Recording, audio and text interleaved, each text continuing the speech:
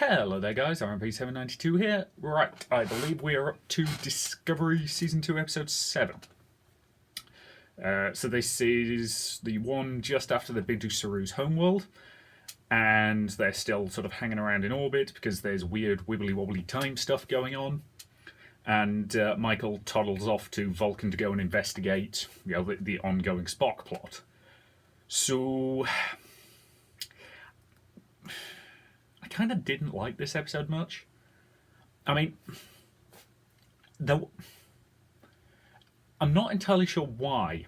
I think my problem was that a significant focus of the episode, or what felt like it should have been a significant focus of the episode, I think is the better way to phrase it, is the ongoing relationship between Ash and Captain Pike, and the fact that Pike is guilty for not being involved in the war because the Enterprise was pretty far away and Starfleet basically said, no, don't come back.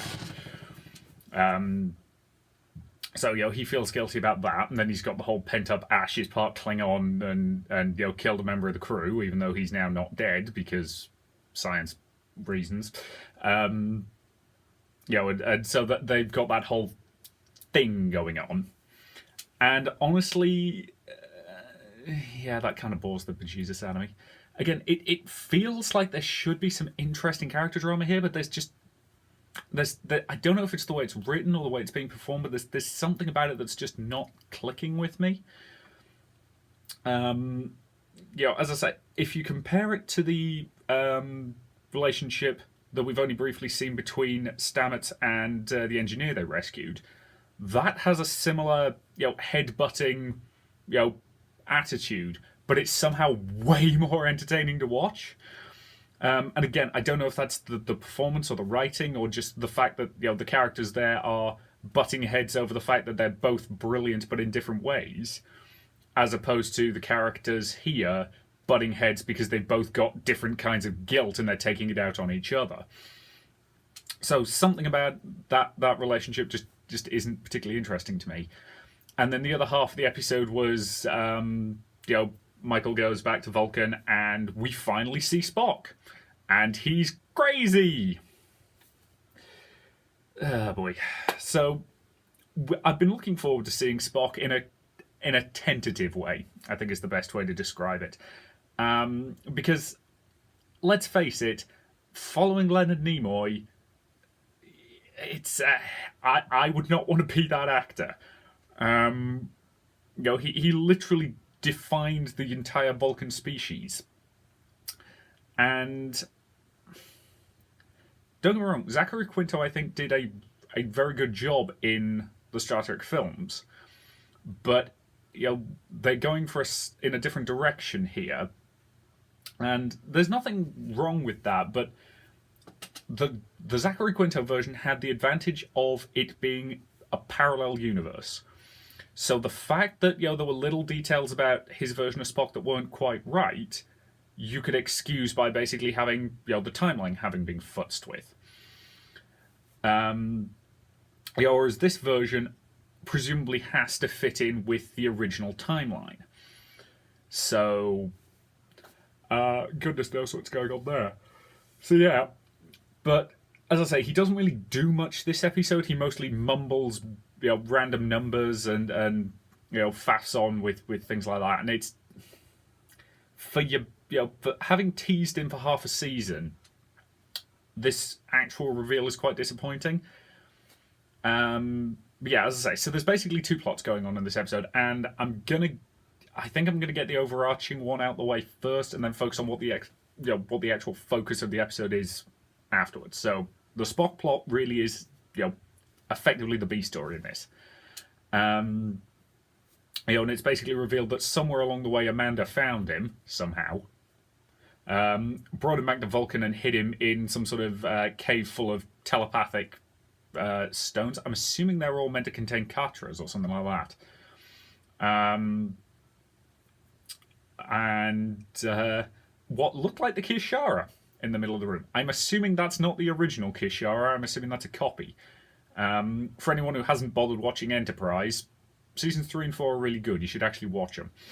But in season 4, there's a two-parter, three-part. I think it's a three-parter because season 4 of Enterprise is mostly 2 and 3 parters, and that actually gives the stories time to breathe and grow and do interesting stuff. But yeah, and it's basically set on Vulcan, and a prominent feature is them attempting to find Surak's original writings, which are inside this sort of pyramid-y structure called the Kirshara.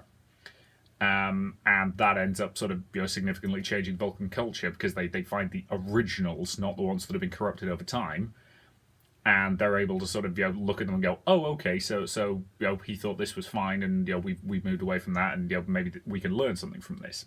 And the government changes, and it's quite a good little little story. And so I'm assuming that was probably just a fun nod, but could be the original. But again, I'm assuming the original's probably in a museum or temple or something. I don't even know if the Vulcans have museums. It feels like they would. I'll be honest. It feels like the Vulcans would understand the value of history. So they probably don't have museums as such, but I guarantee they've got something that allows the Vulcan public to examine the past in some way. But anyway, I'm getting completely off topic. But yeah, so we've and you basically find out that Sarek has been undertaking some sort of psychic meditation to try and find Spock. They seem to have massively upped the Vulcan telepathy in this show. Normally, Vulcan telepathy is extremely short-ranged. I mean, there's a reason why they're doing the mind meld, that they do the whole grab your face thing. Because physical contact makes it way more easy. Way more easier. Well, that sentence was grammatically horrible, but anyway. But yes, it's significantly easier to forge a telepathic link with someone if you're in physical contact with them, if you're a Vulcan. Normally, when we see Vulcans accessing longer range telepathy, that's usually because of either the being that they're in contact with is telepathic in of itself and is usually a much stronger telepath. The only other example I can really think of is in Enterprise, where T'Pol and Trip start having this weird dream thing going on, where they're sort of both in this white void, even though they're a fair distance apart. And that's basically because they're meant to have forged this kind of inadvertent psychic link. So I'm willing to accept that potentially Vulcan telepathy could be used the way it is here, but it's a new addition, but it doesn't necessarily break any canon that we've had before, I think is the best way I can describe it. So, fair enough. And he basically turns up and says, well, Spock needs help. We can't just leave him in this cave. We're going to have to hand him over to Starfleet. And for some reason, Michael decides, okay, let's hand him over to Section 31. Because this is a good idea. And the guy in charge basically promises, oh no, we've got this this machine that'll scan his brain and help him. Promise. Scout's honor. And of course, Giorgio turns up and is like, yeah, no, it's going to melt his brain. It's just going to extract all the information and kill him. So, yes. They're really determined to try and make Giorgio morally grey in this season, which I guarantee... I was discussing this with a friend of mine, and all of the Giorgio stuff this season, at least partially because I know she's getting her own spin-off show, feels like a backdoor pilot, except rather than being crammed into one episode, they've spread it across the entire season, and it's too much. Keep in mind that Section 31, when they turned up in DS9, then the main focal point of Section 31 in DS9 is a character called Sloane. And Sloane turns up in about 6 episodes. That's it. Giorgio has now turned up in her Section 31 persona in about 4 episodes. So, it's... and those 6 episodes were over the course of about 3 or 4 seasons. He was this enigmatic figure that you didn't know much about. Was really interesting on the occasions when he did turn up. Whereas, she just keeps turning up, and frankly, it's... don't like Giorgio as a character. Or correction, I liked Captain Giorgio. I don't like Mirror Universe Giorgio because again, mass murderer, cannibal. I mean, you did too good a job of making me hate her in season 1. Now I can't. Every time she turns up, it's just oh god, her again. But yeah, and again, that really is the problem with how she was written in season 1, and they're trying to walk it back. But I'm going to do another comparison to DS9 here. Dukat. Dukat is established from the ground up to be a monster, right? He oversaw the occupation of Bajor, including concentration camps and executing large numbers of civilians in retaliation for the actions of the Bajoran resistance and all sorts of other stuff. And yet, over the course of several seasons, they managed to make him really interesting and really morally grey, and you had no idea where he was going most of the time. And that was really done well. Of all the Trek single villains, Dukat is easily the most interesting and probably the best. It feels like they're trying to do the same thing with Giorgio, but they're trying to cram it all into one season before she gets her spin-off show. And as a result, it's just not working. They're piling it on too hard and too aggressively. And it feels like it's detracting from the show for the benefit of another one they're trying to set up, rather than playing to the strengths of this show. So after Giorgio admits that, she basically says, well, if you beat me up, you can then go rescue your brother. And frankly, I've got to say, Section 31 goons are kind of pathetic. I mean, Michael shoots away through about 8 or 9 of them, and I'm assuming she was using the stun setting. I'll be charitable that one. And is able to nick a shuttle. And all I can say is, wow, you guys suck. I mean, shouldn't, ultra elite special covert operative people be, good at their damn jobs? I would hope, at any rate. She piles Spock into a shuttle and legs it, and she eventually figures out that the numbers that Spock was babbling earlier are a set of coordinates.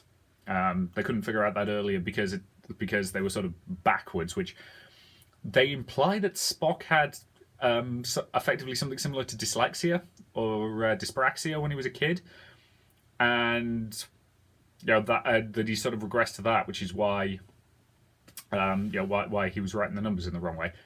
To the best of my knowledge, that's never been a thing before, but yes, and the coordinates lead to Telos 4. Okay, anyone who hasn't seen TOS and doesn't know why that's relevant, let me explain this. So, the original pilot of TOS was an episode called The Cage, and was set about 3 years prior to when Discovery is set, give or take. And it details Captain Pike and the crew of the Enterprise, which includes Lieutenant Spock, going to the planet of Telos 4 and encountering the natives.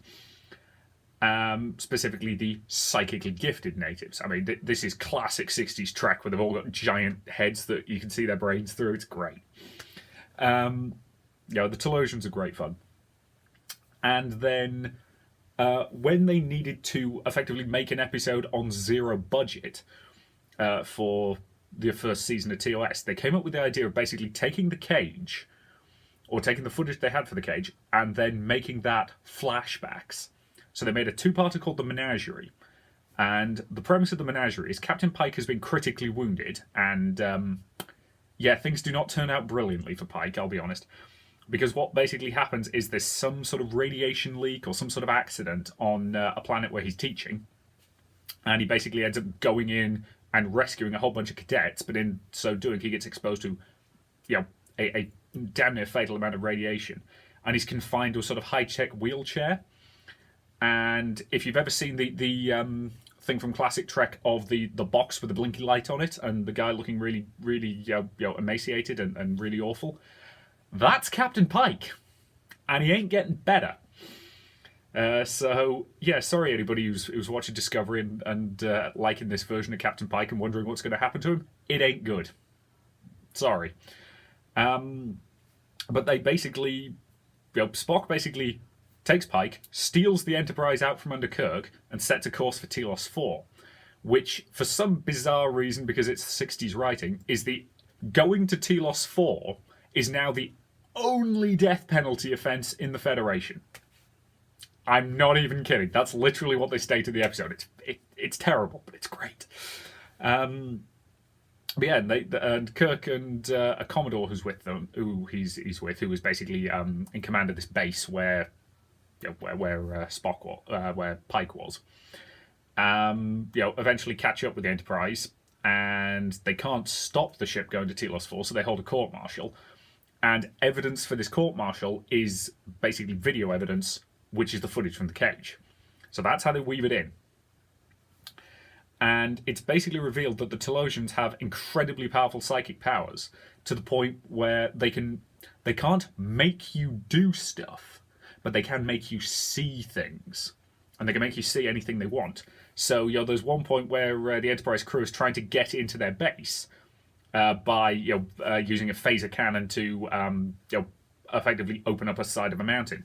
And they shoot a whole load of phasers at it, and as far as they can see, it does absolutely nothing. As far as their perception says, that mountain is still standing, and that lift is completely inaccessible.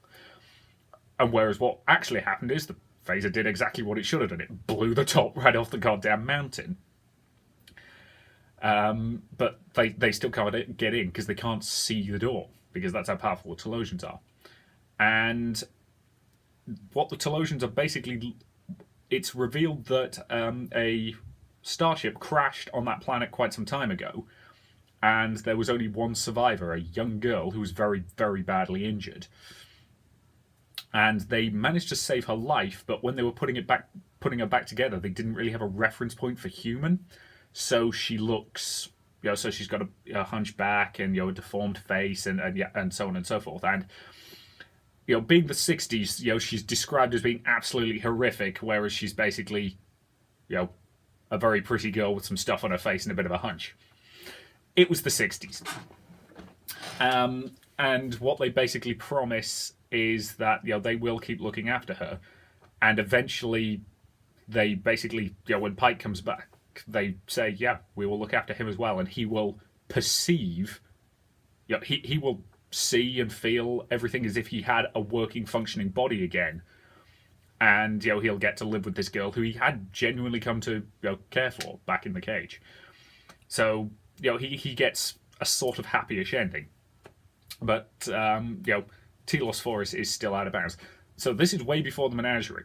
So I feel like going to... when she said set course for Telos 4, I kind of feel like the computer should have said, no, that's super illegal. Not going there. No.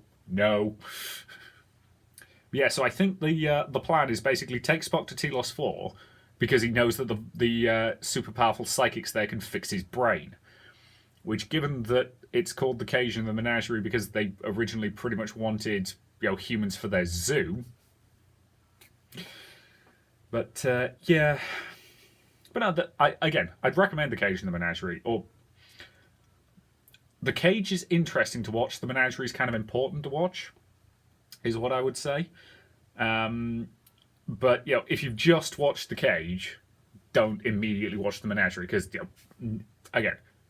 They had to make an episode on zero budget, so they just reused all the footage. Now that didn't matter originally because nobody had seen the pilot for the cage, so they could absolutely get away with it, and it worked. And firmly established the stuff that happened there as stuff that happened previous to Kirk taking over. Because Pike was captain of the Enterprise for about 15 years. We know Robert April was captain for 5. Pike was captain for about 15. And then Kirk took over and was captain for at least 10 before he got booted upstairs to Admiral. I think it might have been 15. And then he took the Enterprise back and all the stuff in the films happened. So yeah. But yeah. So that was the secondary stuff for this episode. And we're already up to the 20-minute mark. So again, a lot of that was waffle about old school Trek, but it's important for people to understand this. So yeah, so Telos 4. You don't want to go there. I mean, yeah, they're actually fairly nice people in the grand cosmic scheme of things, and they do have enough mental powers they might be able to fix Spock's brain. But Sorry, I got flashbacks to the first episode of season 3 of TOS entitled Spock's Brain, in which some aliens steal Spock's brain. It's the goofiest episode of Star Trek ever, and it's amazing. At least partially because everybody's acting with complete sincerity. Well, apart from Shatner who's overdoing it, but it's Shatner. Particularly hearing DeForest Kelly, completely seriously saying but he's much more reliant on that massive brain of his to maintain body function than we are. It's just like, this is so dumb.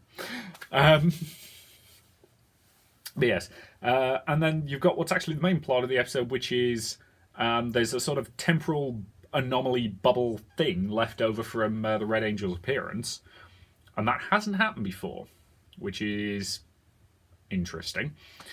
They chuck a probe into it and lose contact with it immediately. So they decide, okay, actually no, they don't. They want to chuck a probe into it, but they can't. So they move the ship a bit closer, and then they start getting weird time anomaly effects. And they think, nope, this is a bad idea. Back us up. So Pike basically says, well, I used to be a test pilot, so I'll take a shuttle in and launch the probe from closer in. That'll be safer. And Ash goes with him because, again, they're having their character drama. And so the two of them, of course, get sucked into the anomaly, and the Discovery has to rescue them. And the probe they launched turns up again. And somebody's upgraded it into Mecha Death Squid. Yeah, things went all hentai in there for a minute.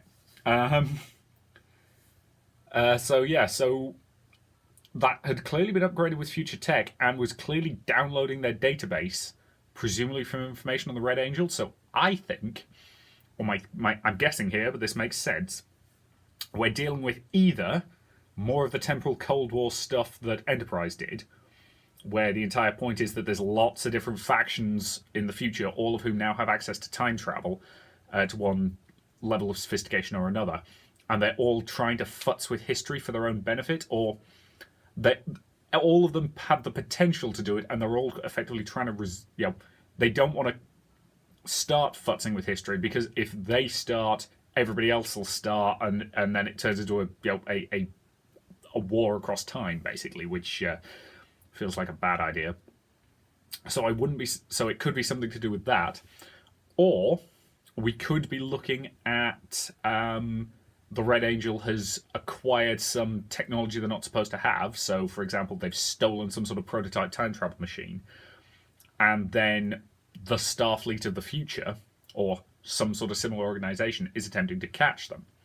And again, we've seen this before. We've seen Relativity, or was it the episode called Relativity? I can't remember. There's a Voyager episode which features the USS Relativity, which is a Federation time ship from the 29th century, I think.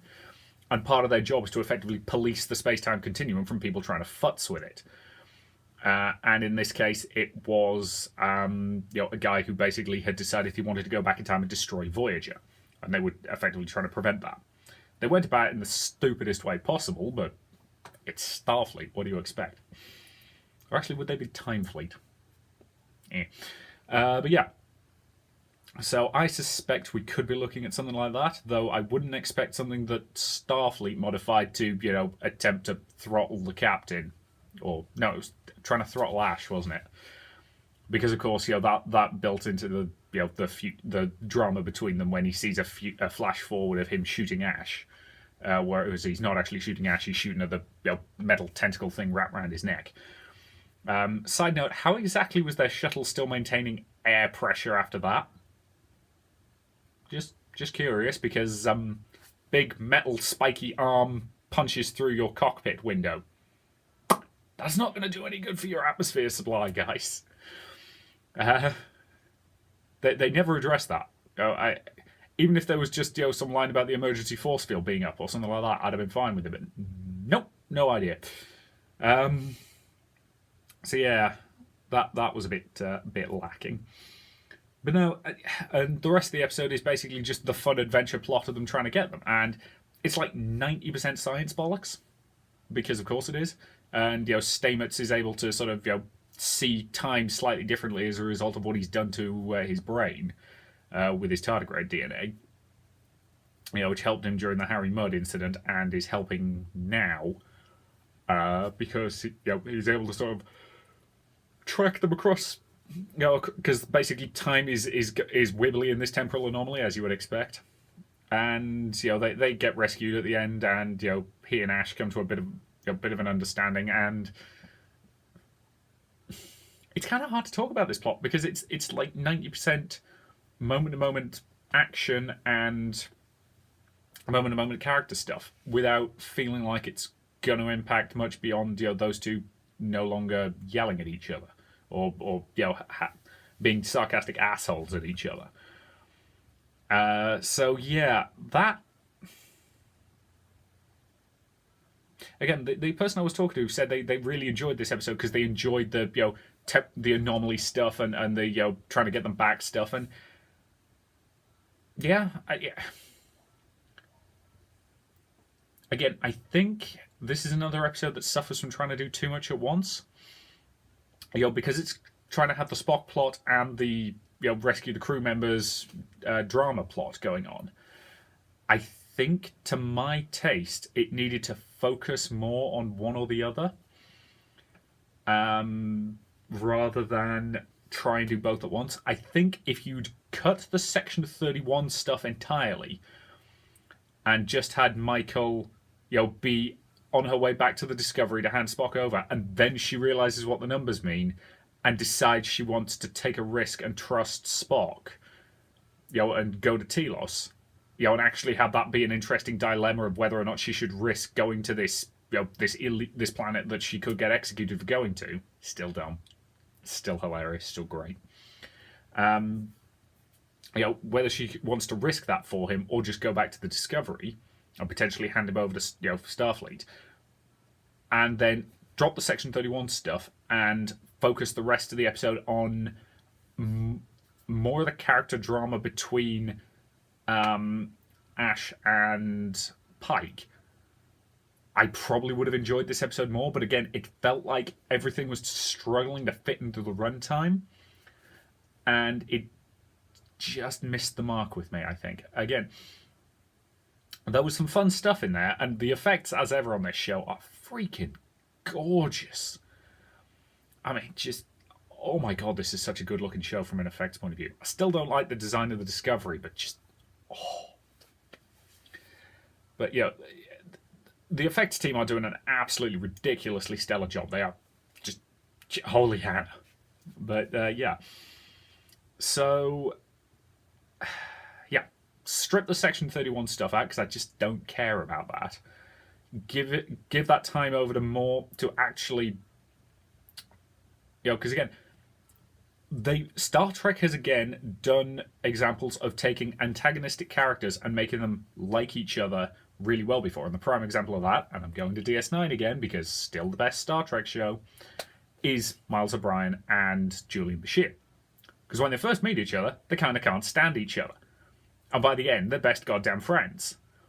And they built that relation, and again, they built it slowly. The first couple of seasons, they go from can't stand each other to, okay, maybe this guy's not as bad as I thought, to we've been in this life or death situation and now we're friends. Right the way up to the point where they're going to the holodeck together to for their Alamo program, or they're playing darts together in Quark's bar because they introduced darts to Quark's bar, and it's really it's a really well developed relationship between the two of them. So it absolutely can be done in Star Trek, and I'm hoping that the fact that they've come to more of an understanding doesn't immediately leap to them being bosom buddies or anything like that. Because I mean, we know what's going to happen with Ash. He's going to leave Section 31 and sort of formally rejoin the crew at the end of the season. I can pretty much guarantee that. And I'm like 90% sure that Giorgio's arc for this season is going to involve her in some way killing or screwing over the guy who's currently in charge and taking control of at least that part of Section 31. And incidentally, we definitively see in this episode they've got at least 2 more of those ships, which kind of takes away from the fun aspect of that being super secret special ship if they've got more of them. But yeah, and so and oh yeah, and there was a line about he somehow having caused the death of Burnham's parents, which implies he either knew that there was going to be a Klingon attack on that colony and chose. I guarantee you, what they're probably going to go with is the Coventry myth. And for the record, I have no idea if this story is true or not. I've never bothered researching it, but there's a famous story from the Second World War that the British had broken the German Enigma code, which we did do. I know how to do that, incidentally. It's a while since I did that course, but yeah, I did do code breaking as part of my degree at university, and one of the things we studied was the Enigma machine. So I used to know how to do it. Probably can't do it anymore unless I sit down and remind myself. But anyway, but yeah, and we had broken the Enigma code, and supposedly the Germans basically were going to bomb the city of Coventry, and they were going to bomb the hell out of it. And Churchill basically had the choice of either have an interception force waiting for them, which would protect Coventry, but would potentially let the Germans know that their codes had been broken and thus they might change them, or let them go through with the bombing raid and keep the secret. And of course, what he had to do was keep the secret. So I suspect what they're going to do here is the same basic thing. It's we had information that the Klingons were going to attack this colony, but we couldn't let them know that we knew that because that would be bad. So we had to let the attack happen, and thus Michael's parents died. I guarantee you that's probably what they're going to do with it.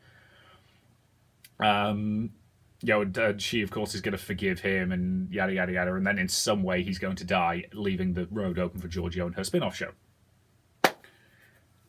So yeah, that's pretty much what I suspect on that, and we'll see if I'm right or wrong. This has been for an episode I didn't like that much. I think I've had a lot to talk about with this one, but that's largely because at least there's like a good 5 minutes of this in the middle. It's just me rambling about how awesome the menagerie and the cage are. So yeah, overall, this episode could have been better. It wasn't awful. Again, so far this season hasn't had an episode that I wouldn't be quite comfortable watching again. We haven't had an absolutely... In fact, I genuinely don't think we've had an awful episode of Discovery.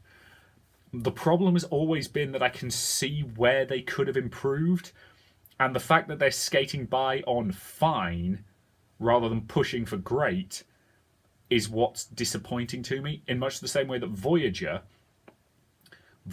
could have been amazing, and most of the time they settled for merely okay. So yeah, that's pretty much all I've got on this one, so thank you very much for watching, and I'll see you in future videos.